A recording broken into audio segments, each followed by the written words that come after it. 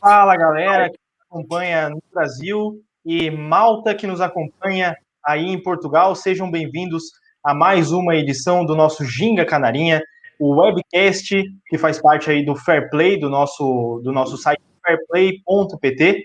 Então, peço já de antemão que vocês curtam este vídeo, acompanhem o nosso site, o fairplay.pt. E a edição de hoje, de número 51, tem mais uma vez um convidado muito especial, que é o Bruno Cardoso, ele que é ex-guarda-redes do Palmeiras, do Strikers FC, e atualmente vai contar para a gente um pouco do trabalho, ele que fez, atualmente é treinador e comentarista também. Então, primeiramente, seja muito bem-vindo, viu, Bruno? Obrigado, um abraço a todos, é um prazer estar falando com vocês. Obrigado pelo convite. Show de bola. Quero apresentar aqui, dar um oi inicial para os nossos amigos. Renato Salgado, tudo bem, Renato? Fala, Rafa Ribeiro, João Sandfield, Marcel Cortez, Bruno, obrigado pela presença e é um prazer tê-lo conosco aí para mais uma edição do Ginga Canarinha. Bem, temos aí dois palmeirenses que vão poder abordar muitos dos assuntos do Palmeiras. Primeiramente, Marcial Cortez. Tudo bem, Marcial? Tudo bem, Rafa Ribeiro, Renato Salgado, João Sandfield e o nosso amigo Bruno, que é Bruno Cortez. Deve ser meu parente, distante, de alguma forma. Aí a gente tem uma família em comum. Bom dia, boa tarde, boa noite. Vamos fazer muita resenha aí. Isso aí. E o nosso querido amigo também, o mascote da turma, João Sandfield. E aí, Rafa, e aí, Renato, e aí, Marcial, e aí, Bruno, um prazer falar com você de novo, né? Já falei com você muito sobre Palmeiras e agora a gente vai falar mais. É isso aí. Eu já quero passar a bola então para o Renato. Renato, fique à vontade para fazer a sua primeira pergunta e aí a gente vai batendo um papo, tá bom, Bruno? Sem problema, à vontade. Bruno, vou falar um pouquinho do começo da sua carreira, né? Você começou a carreira no futsal da Portuguesa, né? Depois você mudou se eu não me engano, você mudou para o campo, para o Palmeiras, fez uma bela carreira, foi campeão da Copa do Brasil em 2012 como o melhor goleiro do campeonato. E eu queria saber de você, qual foi o jogo que te marcou nessa campanha? E talvez também, não sei se foram muitas defesas aí, como eu disse, né? Você foi eleito o melhor goleiro do campeonato. Se teve alguma defesa além de jogo que te marcou nesse título? Eu comecei, na verdade, no Juventus da Moca. Eu sou da Moca, minha família inteira é da Moca, e eu comecei lá com 6 anos, acho, mais ou menos. E aí eu fiquei até os 13. Aí com 13 eu fiz o teste no Palmeiras, porque o meu primeiro treinador no Juventus chamava Niltinho, e ele já era treinador da base do Palmeiras. Ele me levou quando eu fiz 13 anos, fiz o teste, passei no Palmeiras, e ao mesmo tempo eu migrei para o futsal da Portuguesa. Então eu joguei dos 13 aos 16 no futsal da Portuguesa também, enquanto eu estava na base do Palmeiras. E aí depois acabei saindo da Portuguesa porque não dava mais para conciliar. Nessa época eu já estava com 16 anos, eu estava indo para a seleção brasileira de base, então não dava mais para conciliar o futsal. Eu nem estava mais indo treinar só para o jogo mesmo. Então resolvi parar e ficar só no campo. E aí foram 18 anos de Palmeiras e dessa campanha na Copa do Brasil se você for falar o jogo assim que mais me marca foi na primeira semifinal contra o Grêmio, porque foi 2-0 para a gente lá no Olímpico e foi uma atmosfera demais, assim.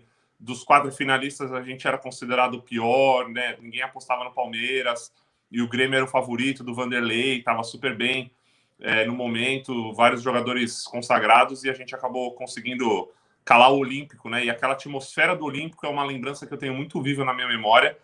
Agora, a defesa, com certeza, foram as da final, né? Porque ali do primeiro jogo, principalmente no primeiro tempo, porque acabou segurando o Curitiba e poderia ser um desastre muito grande naquele primeiro tempo. Então, talvez em defesa, são 2 momentos bem distintos que eu tenho. Claro que as lembranças vão desde a estreia contra o Paraná, lá na fria Curitiba, num campo ruim lá da Vila Capanema, que estava chovendo, e eu fui muito bem naquele jogo também, a gente conseguiu sair com a vitória. Então tem várias lembranças boas, só lembranças boas daquele título.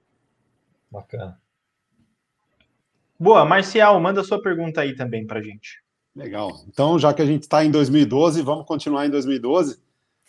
Contar para o Bruno, né, o outro lado da história, né, do torcedor. Teve um jogo de volta contra o Grêmio, que foi na Arena Barueri, né? O Allianz Parque estava no processo de construção, né, de reforma do antigo Palestra Itália para para a construção do Allianz Parque. E o Palmeiras foi jogar lá na Arena Barueri, uma chuva terrível, né?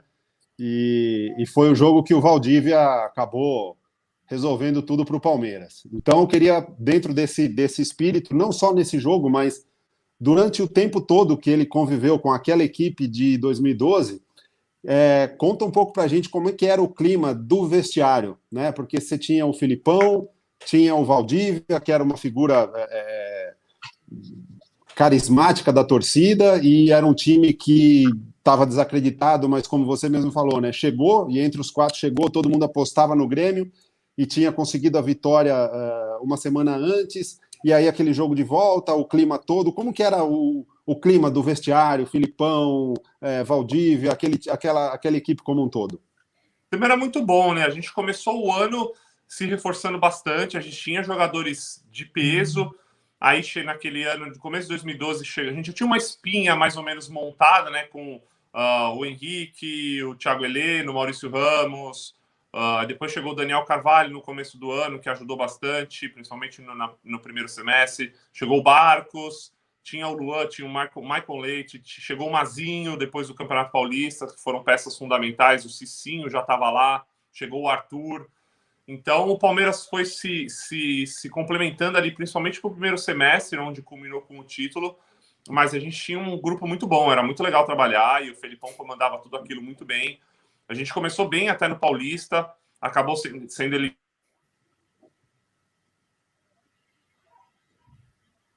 Sumiu o áudio. Acho que a gente não está escutando mais o Bruno, deixa eu ver aqui. Tá me ouvindo? Agora sim, agora sim. Teve uma ligação aqui no celular.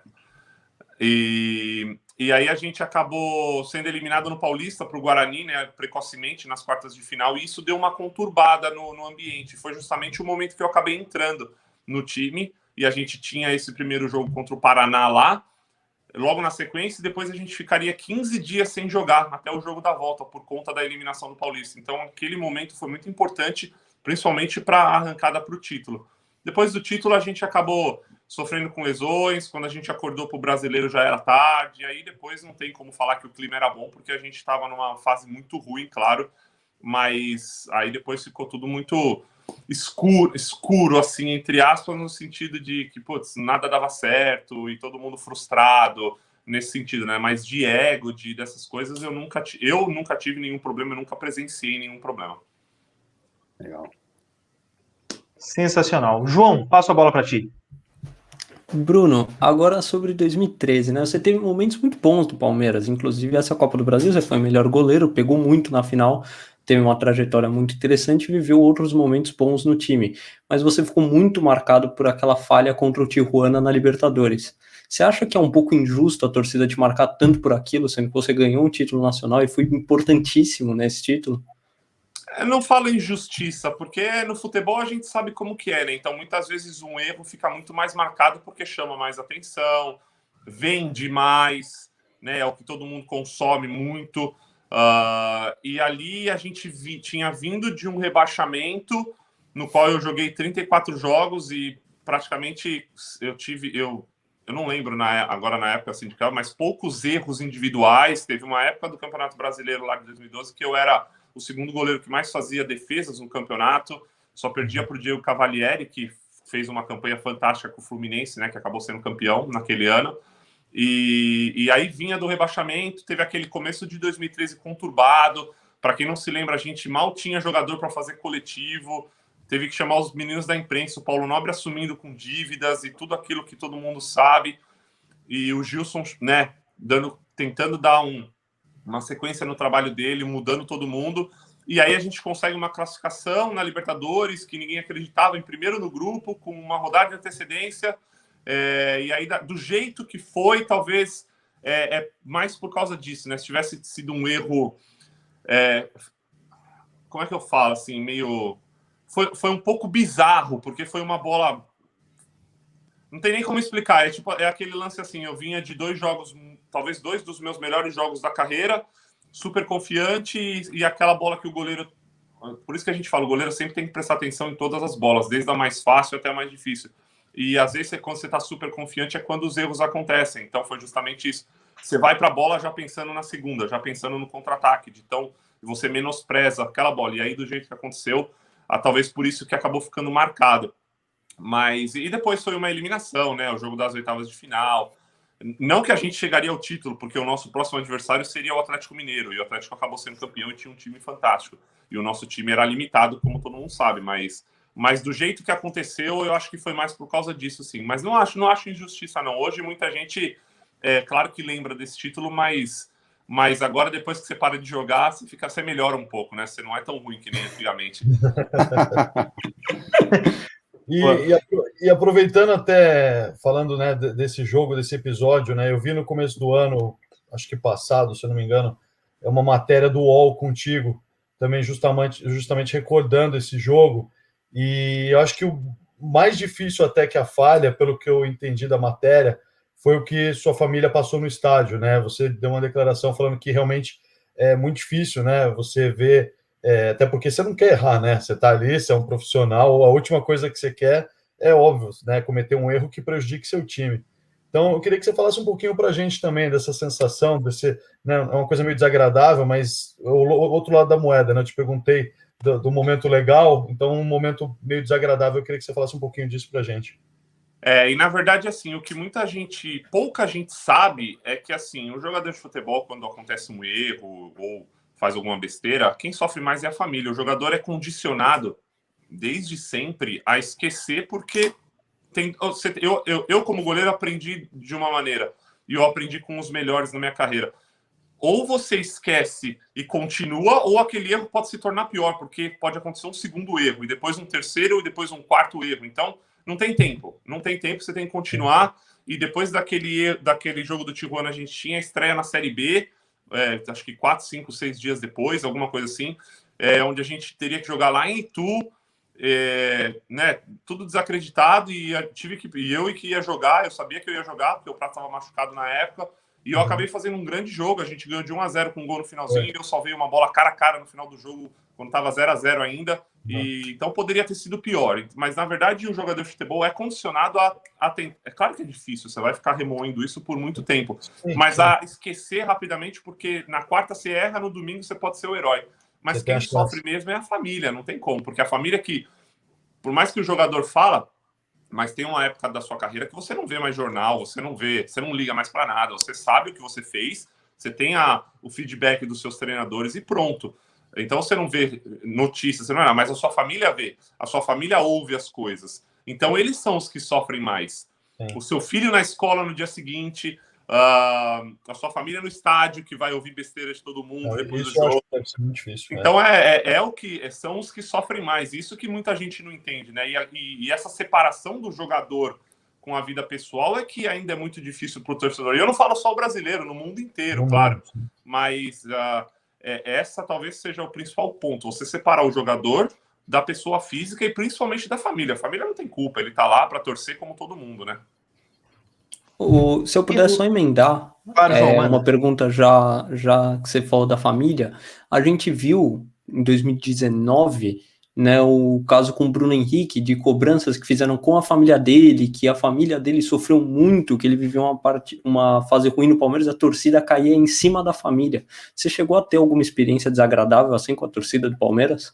Não, porque eu nunca. Eu sempre fui uma pessoa que tomei muito cuidado com a minha vida pessoal e eu nunca expus a minha família a nada. Então ninguém sabe quem é. Meu pai deu pouquíssimas entrevistas. Talvez a única que ele tenha dado tenha sido na final da Copa do Brasil, que o pessoal acho que foi da Band, assistiu com a minha família. A minha esposa e meus filhos nunca deram entrevista, nunca apareceram. Eu não exponho em redes sociais, então ninguém sabe. Então eu tomei muito cuidado sempre com isso, entendeu? Acho que hoje em dia, principalmente, você tem que tomar muito mais cuidado com quem você expõe e com a sua família. Então, eu sempre procurei não fazer, porque eu sabia desse outro lado, né? E não só teve o Bruno Henrique, teve o Cássio há pouco tempo no Corinthians, teve do Santos, do São Paulo, do Inter, do Grêmio, todo mundo passa por isso. Então, é muito complicado de novo, né? E quem acaba sofrendo mais é a família, porque além de o jogador se fechar, a família vai ouvir, é o que vai consumir mais e o que vai sofrer muito mais, né? O próprio Valdívia, né, sofreu perseguição. E a gente está falando do Valdívia, né? Poxa, assim, enfim, Então, não, realmente... E do Valdívia mesmo, você ouve coisas assim, por exemplo, de 2012, antes desse jogo do Grêmio, que ele sofreu um sequestro e pessoas duvidando dele que ele foi sequestrado. Entendeu? E a família dele falando, você não foi sequestrado para a esposa dele. Então, essa separação absurdo, né? É um absurdo, No Sumaré, na Avenida Sumaré aqui em São Paulo.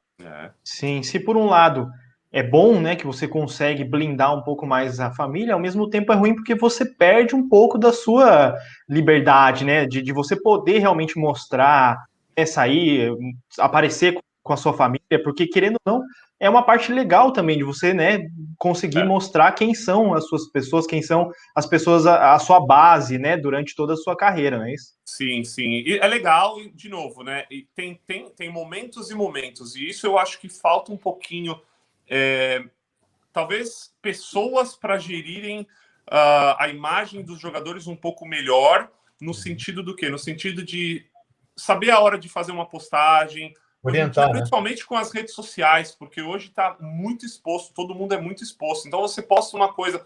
Hoje, se eu falar uma besteira aqui, talvez vão pegar não que eu tenha feito, mas eles vão caçar no meu Twitter lá de 2009 e vão caçar alguma coisa que eu falei para relembrar, para comprovar que eu sou tal pessoa. Então você tem que sempre tomar muito cuidado, porque hoje na internet você fica para sempre com isso, né? Então, tem hora de fazer uma postagem brincando, tem hora de não fazer uma postagem, tem hora de mostrar que você está de férias, tem hora que não. Infelizmente é assim no futebol. O futebol move paixão, e a paixão você não controla. É incontrolável isso. Então às vezes você reage, você não age, você reage a isso. Então você vê principalmente nesse momento que a gente está vivendo hoje no Brasil e no mundo, o pessoal perdeu o emprego, a única válvula de escape é o time do coração, o time vai mal, o jogador vai lá depois do jogo e posta uma foto, sabe? Não é o momento. Então, segura. Vai ter o momento de sair para jantar com a sua família, vai ter o momento de você ir para uma festa, vai ter o momento de você postar isso, vai ter o momento de ficar em casa se resguardando. E isso é o ônus de você ser um jogador de futebol. Não só no Brasil, mas como no mundo, né? Isso acontece no mundo inteiro. Então, essa responsabilidade, eu acho que é uma responsabilidade, até porque nós somos exemplos para as crianças, principalmente, e pessoas que almejam chegar lá. Então, isso é uma responsabilidade enorme que precisa, com certeza, ser medida e ser feita da melhor maneira. E é interessante o que você falou, né, Bruno? Porque a gente vê até jogadores experientes, como o próprio Daniel Alves, né? Passando por situações como essa aí no ano passado. E hoje em dia, assim, antigamente, vamos colocar até uns 8 anos atrás, era até um pouco mais tranquilo. Hoje todo mundo tem uma câmera que, se você fizer uma besteira na rua, vai ligar e 5 anos depois até na internet. Então não tem mais como você esconder.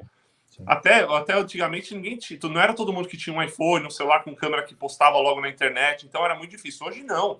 Hoje você vai... Pergunta isso para os jogadores antigos, como era melhor sair para balada mesmo se perder o jogo. Porque ninguém vai saber. Ninguém filmava, não tinha nada, entendeu? Hoje em dia, não mais. Não tinha nem celular, né? Não tem como. Infelizmente, não tem como. Hoje em dia, qualquer besteira que você fizer em qualquer lugar do mundo, você tá na rua, na sua casa, no seu prédio, na quadra, no jogo, no vestiário, todo mundo... Alguém vai ter uma câmera e vai te filmar. Então, se você postar, escrever uma vírgula errada, a pessoa vai interpretar errado e vai te crucificar. Então tem que tomar muito cuidado com isso.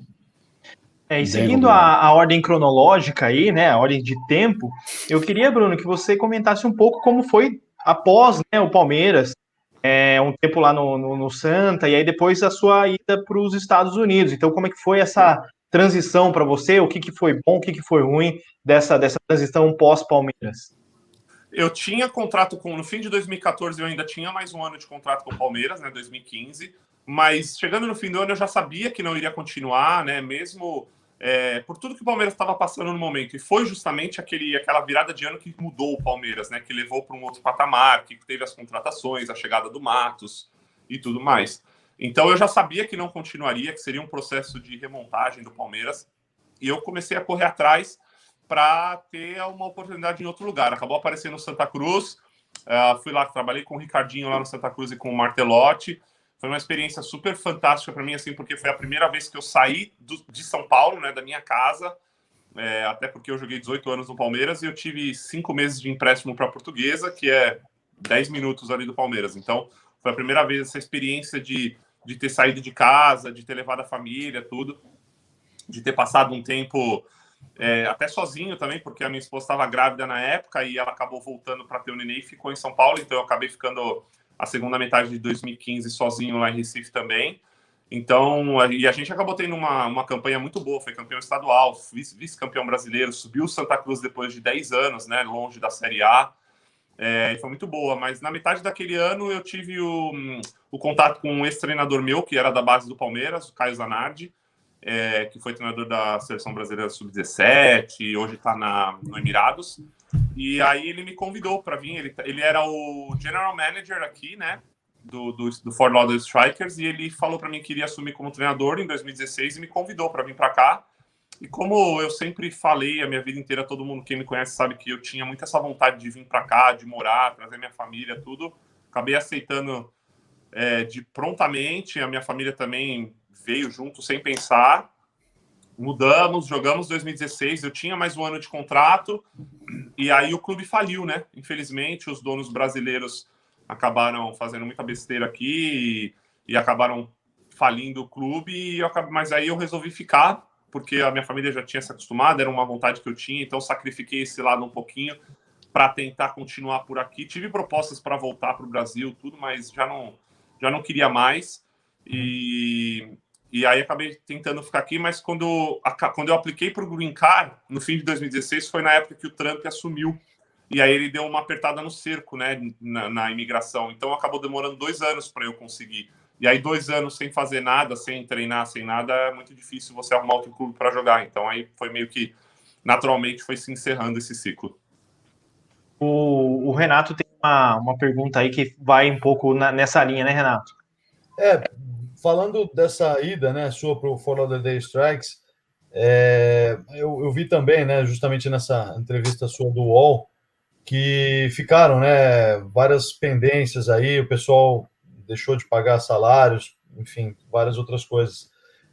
Hoje você poderia falar para a gente qual é a situação assim, o clube realmente quebrou, não existe chance de retomada, existe alguma... Não existe. Desde 2016, eles negociaram algumas coisas, negociaram comigo também. Eram poucos jogadores que tinham contrato há mais um ano, né? Se eu não me engano, era eu e o Kleberson, que tinha garantido para 2017. O Adrianinho tinha, mas era opção do clube. E acho que só, se bobear. O Gabriel talvez tinha, também não lembro. Mas não pagaram ninguém. Eles até hoje devem. Eu até falo com alguns torcedores nas redes sociais de vez em quando, e o clube deve fornecedores, deve muita gente ainda, inclusive jogadores também. Mas hospital, teve 2 em 2018 eu recebi uma cobrança de um hospital, por exemplo, que eu fui fazer um raio-x na minha mão e o clube não pagou não sei se não pagou o seguro, ou não pagou o hospital, e o hospital cobra a pessoa individual, né? Então não tem chance nenhuma, e zero. O clube, infelizmente, o Strikers acabou e não tem chance nenhuma, até porque hoje no lugar que era o antigo estádio, essas coisas, é o Inter Miami, né? Então, é o time do Beckham, né? E do Beckham, eles não conseguiram lá em Miami nenhum lugar para fazer as coisas e acabaram fazendo onde era o estádio do Strikers. Legal. Marcial, passo a bola para ti. Legal. Eu vou voltar um pouquinho no tempo também, então. E, Bruno, 18 anos de Palmeiras, né? Quase uma vida dentro do clube. Eu lembro que, na época que o Marcos estava no auge da carreira, ele costumava dizer que o Marcos é muito brincalhão, né? Então ele falava assim, vocês falam de mim, mas tá vindo aí na base, tem mais 2, tem 2 moleques aí que são melhores do que eu, que era você e o Ivan, né? Quando o Diogo Cavalieri saiu do Palmeiras, então ficou você e o Ivan logo na sequência natural do Marcos, né? Até que ponto, quando você assumiu o time, né, e virou o goleiro oficial do Palmeiras, até que ponto ser o goleiro que substituiu, né, na sequência natural, não uma substituição de jogo, mas uma substituição por tempo, né? A substituição natural do Marcos prejudicou sua carreira no sentido da régua comparativa, porque o torcedor do Palmeiras tinha, então, nós temos o Marcos, aí entra um goleiro da base, né? Entra um garoto, aí o torcedor fala assim, putz, vamos confiar, não vamos, e aí você começa a jogar, você faz um bom campeonato, aí vem toda a tua história como goleiro oficial do Palmeiras. Até que ponto isso prejudicou? Eu te pergunto isso porque nos gingas anteriores a gente falou alguma coisa sobre o Rogério Ceni, e uma das coisas que a gente comentou aqui é que a gente falou, qualquer goleiro, podia ser o maior goleiro do mundo, que entrasse para substituir o Rogério Ceni, a torcida ia pegar no pé, porque ela vem com aquela régua alta do Rogério, e isso aconteceu com você na torcida do Palmeiras pela régua do Marcos. Então, queria entender um pouquinho como é que foi isso para você e como é a tua relação com o Marcos. Se, por exemplo, no dia da falha contra o Tijuana, se teve um contato dele, se vocês conversaram, se vocês conversam até hoje, enfim. Queria entender um pouquinho esse universo dos goleiros aí. Sim, eu sempre costumo falar que a gente não substituiu o Marcos, né? Porque ele é insubstituível. A gente deu sequência no trabalho que estava sendo realizado. No Palmeiras a gente foi sempre muito bem condicionado a isso pelo Pracidelli, né? Então ele sempre trabalhou muito, não só a parte técnica, mas a parte mental também, a parte psicológica, e isso eu sempre falava que talvez um dos trunfos do Palmeiras, desde que eu cheguei lá, que eu reconheci, era isso. A gente, pelo menos uma vez por semana, a gente estava treinando com os profissionais. Então, desde 13 anos, eu estava lá, vendo o ambiente, ajudando a dar, não treinando, né, mas ajudando a dar treino. Então, até porque o Palmeiras, na época, não tinha... Isso a gente fala de 97, 98, o Palmeiras não tinha treinador de goleiro da base. Então, o Pracidelli trazia uma vez por semana todos os meninos da base, o treino do profissional era às 4, a gente chegava às 2, treinava com ele até 3h30 e ficava lá para ajudar ele a dar treino para o Marcos, para o Veloso, para o Sérgio, para todo mundo. E aí depois você sabe que no fim do treino sempre tem o Arce quer bater umas faltas, vai lá, Bruno, o Evair quer bater um pênalti, vai lá, fulano, né? Porque os titulares nunca gostam muito de fazer isso. Então a gente sempre... Então desde que eu cheguei no Palmeiras eu fui condicionado a isso. Então você vive o ambiente. Quando você chega no profissional de vez, não é aquele baque mais, né? Então isso foi muito bom. E o ambiente, a relação com o Marcos, com o Sérgio, com o Veloso, com todo mundo foi sempre muito boa. A gente é amigo até hoje, o Marcos, a gente fala sempre. A conversa depois de erros é mais na base da brincadeira, né? Mas a gente fala sempre, se encontrou, falou sobre isso, claro, acontece. Então, e aí voltando a substituir, não foi peso, foi uma responsabilidade muito grande. Como você falou, times que vêm com goleiro ídolo há muito tempo é sempre mais difícil, mas o Palmeiras sempre teve essa tolerância a mais com goleiros da base.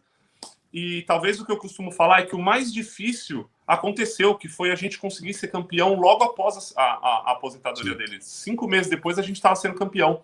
Então, o mais difícil aconteceu para dar tranquilidade ainda mais. Mas, infelizmente, né, a vida pega todo mundo de surpresa. E aí depois teve aquela sequência de rebaixamento, que queira ou não fica marcado.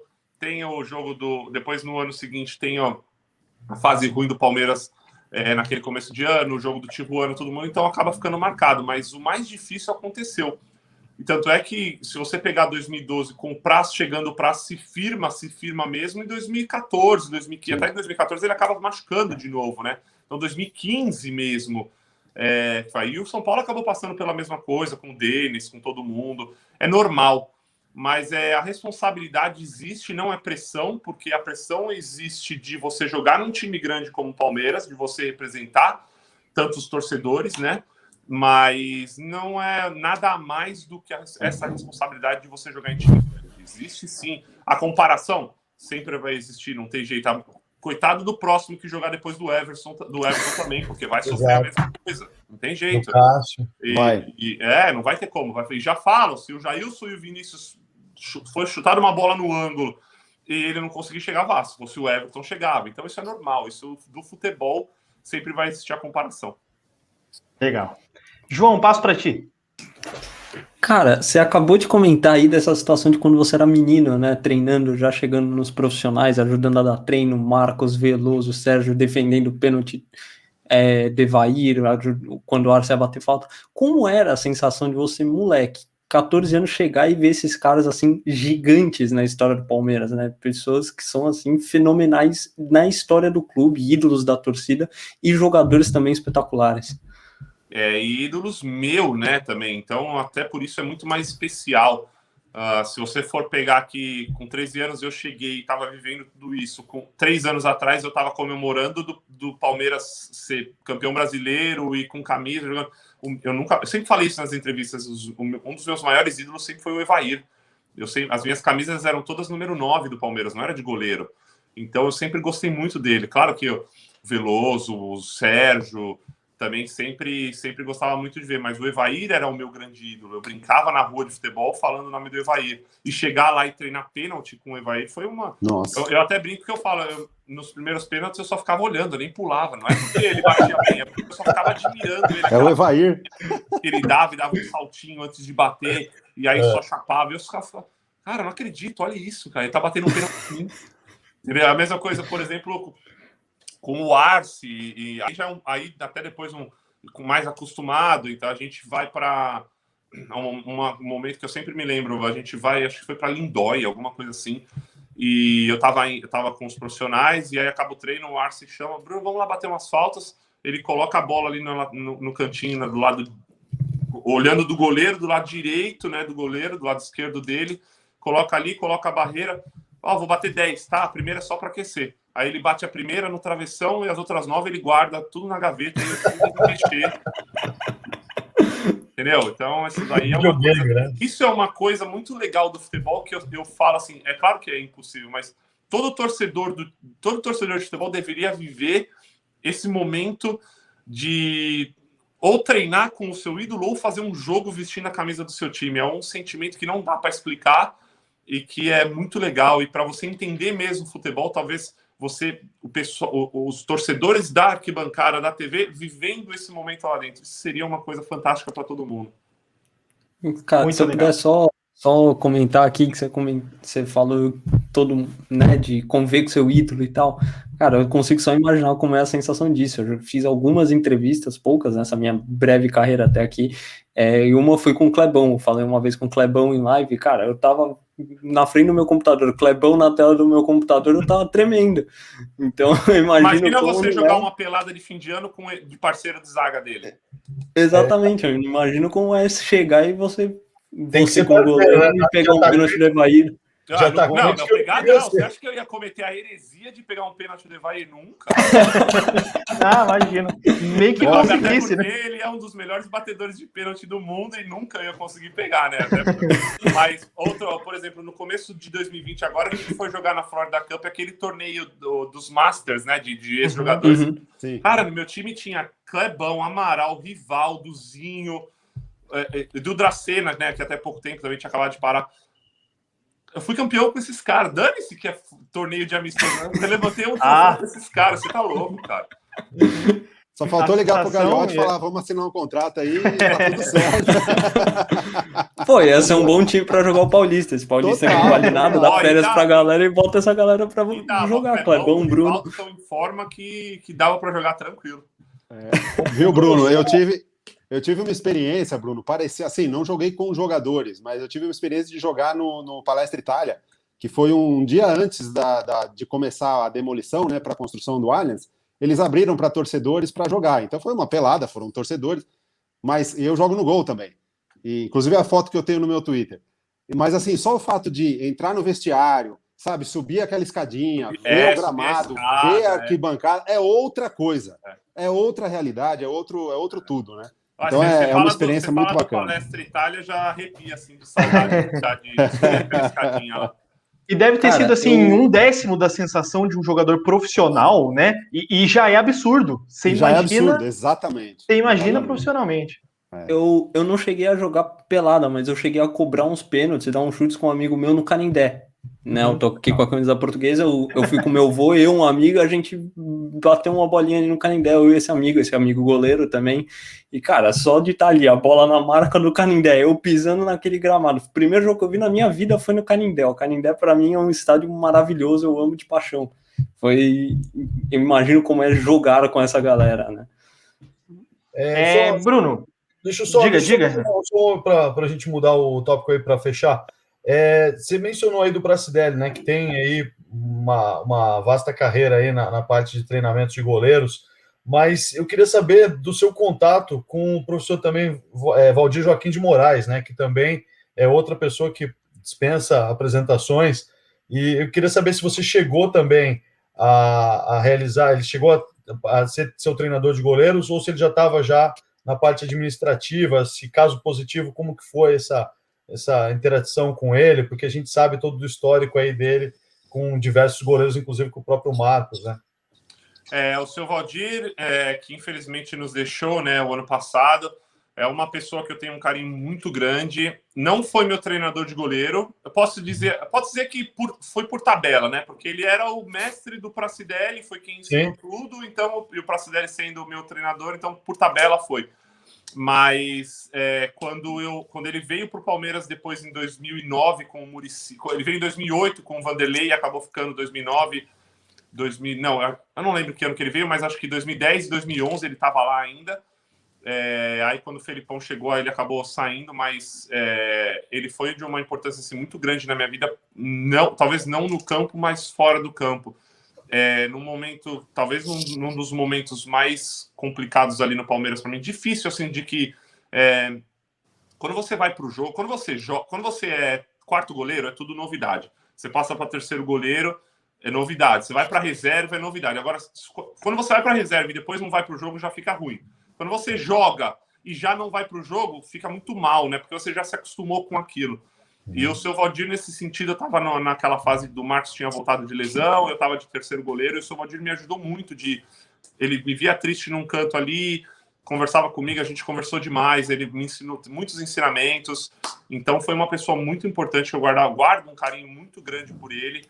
E, coincidentemente, a vida nos levou em 2015 no Santa Cruz, eu sou até hoje o melhor amigo do neto dele, o Dani Moraes, né, que ainda está lá no Santa Cruz, e a gente se fala até hoje, jogou juntos, teve uma amizade muito grande nas nossas famílias. Esse período que eu fiquei sozinho em Recife, eu convivi basicamente na casa dele, né, 24 horas por dia também lá, e eu agradeço muito. Então foi muito legal poder ter convivido com o seu neto, e nos últimos momentos eu sempre estava em contato, sempre falando com o seu Valdir também, até antes deles nos deixar. Então ele é muito importante também na minha vida, talvez não dentro de campo o quanto eu gostaria, mas fora de campo, absurdamente.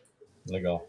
E para a gente fechar aí a parte cronológica da sua carreira, de muitas vitórias, de experiência, eu queria que você contasse para a gente essa mudança aí da sua experiência agora aplicada como treinador, né? Treinando novos novas guarda-redes, e também o seu trabalho como comentarista, que teve a DAZN, enfim, como é que está essa nova etapa aí da parte de treino e de comentários.